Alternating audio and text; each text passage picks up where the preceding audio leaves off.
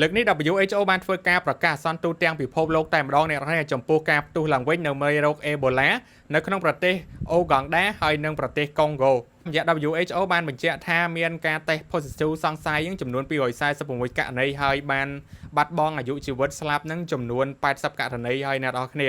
ដែលឥឡូវគឺ WHO កំពុងតែយកចិត្តទុកដាក់ខ្លាំងមែនទែនចំពោះមេរោគនៃការផ្ទុះឡើងវិញរបស់មេរោគអេបូឡានេះចំពោះមេរោគនេះគឺជាការផ្ទុះឡើងវិញដ៏ធំផងដែរអ្នកនរគ្នា WHO បាននិយាយថាមិនទាន់មានថ្នាំឬក៏វ៉ាក់សាំងណាមួយដែលបានអនុម័តចំពោះមេរោគនេះផងដែរហើយក្រសួងសុខាភិបាលរបស់ប្រទេសកម្ពុជាយើងក៏បានបង្ហោះរបៀបបង្ការពារខ្លួនពីមេរោគនេះផងដែរអ្នកនរគ្នាទោះបីជាមិនទាន់មានកើតនៅក្នុងប្រទេសកម្ពុជារបស់យើងក៏ដោយជំងឺនេះផងដែរគឺឆ្លងតាមរយៈការប៉ះជាមួយនឹងឈាមការប៉ះជាមួយនឹងរបស់រាវរបស់អ្នកដែលមានជំងឺហ្នឹងឬក៏ប៉ះជាមួយនឹងមនុស្សដែលស្លាប់ដែលមានផ្ទុកជំងឺហ្នឹងហើយមួយទៀតគឺសម្ភារៈដែលមានផ្ទុកជំងឺហ្នឹងផងដែរហើយមួយទៀតអាចឆ្លងតាមរយៈសត្វដូចជាសត្វបជាវសត្វជ្រឹងសត្វឆ្លុះប្រើសហើយនឹងសត្វស្វាក៏អាចចម្លងមកយើងផងដែរអ្នកនរគ្នាអញ្ចឹងចុងក្រោយចូលរួមការពារថែរក្សាអនាម័យឲ្យបានល្អ